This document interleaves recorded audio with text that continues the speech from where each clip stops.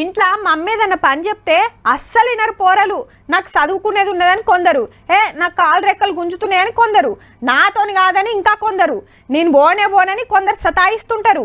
ఇంట్లో పనులన్నీ సగబెట్టుకునే వరకు యాస్టకు వస్తుంటుంది మమ్మీకి. అట్లా జరంత ఆసరైద్దాం అనుకునేటోళ్ళు చాలా కొద్ది మందే ఉంటారు. అయితే ఓ గింట్ల సుతా ఓ పని మంత్రాలు ఉన్నదుల్లా. పనితనం చూస్తే పక్క పరిశాన్ అవుతుండొచ్చురు.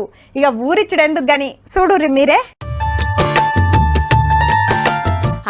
ఎవరింట్లోనో జొర్రి బుట్టెత్తుకొని వస్తుంది అంటురులే, అట్లనే చూడుర్రిగా సీదా గీ ఇంట్లోకొచ్చి అటు ఇటు దిక్కులు చూస్తుంది. ఖమ్మంలా ఆర్టిస్ట్లా పనిచేసి రిటైర్ అయిన గీ సారోళ్ళదే ఈ కుక్క. సారు పేరు రవీంద్రనాథ్. కుక్కకు లక్ష్మి అని పేరు పెట్టి ముద్దుగా లక్కీ అని పిలుచుకుంటారట. నమస్తే పెట్టమంటే నమస్తే పెడుతుంది, షేక్ హ్యాండ్ అంటే షేక్ హ్యాండ్ ఇస్తుంది, ఒక్కపారే అరువమంటే ఒక్కపారే అరుస్తుంది, 2 మాటలు అరువమంటే 2 మాటలు అరుస్తుంది.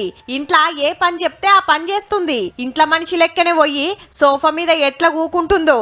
హగో పాలమ్మటోళ్ళ తానికి ఓంగనే బాటల్ల పాలు పోసి బుట్టలు పెడితే పట్టుకొని ఉరికొచ్చింది ఇంటికి. షిట్టి రాసి బుట్టలేస్తే పోయి సరుకులు పట్టుకొని ఎక్కడ ఆగకుండా సీదా ఇంటికే వస్తదట. వారెవా పూజారులకు పోయి ముద్దుగా దండం పెట్టుకుంటుంది పో కుక్క.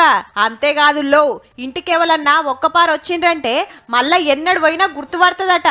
అయితే 4 గంటల కింద 25,000 పెట్టి బెంగళూరు నుంచి 40 రోజుల పిల్లని తెచ్చుకొని సాదుకుంటూరట.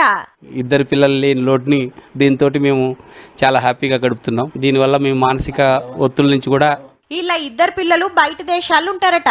తోడుంటదని లక్కిని పెంచుకుంటూరన్నట్టు. దినం పనుల మీద బయటికి పోయొచ్చి కుక్కతోని 10 నిమిషాలు ఆడుకుంటే చాలు టెన్షన్ గించెన్ అంత పోతుంది, పానం నిమ్మలమైతుంది అనుకొస్తున్నాడు సారు. చాలా బయట నుంచి ఎన్నో సమస్యలతో ఇంటికి వచ్చి ఒక్క 10 నిమిషాలు దీంతో ఆడుకుంటే చాలా రిలాక్స్ అవుతున్నాం. ఇట్లా చెప్పిన పనులు చేస్తట్టు ఓ తాన ట్రైనింగ్ ఇప్పించిరట. గందుకే చెప్పినట్టు ఇంటుంది. సొంత బిడ్డ లెక్క సాదుకుంటున్నందుకు గిట్ల విశ్వాసం చూపిస్తుందన్నట్టు.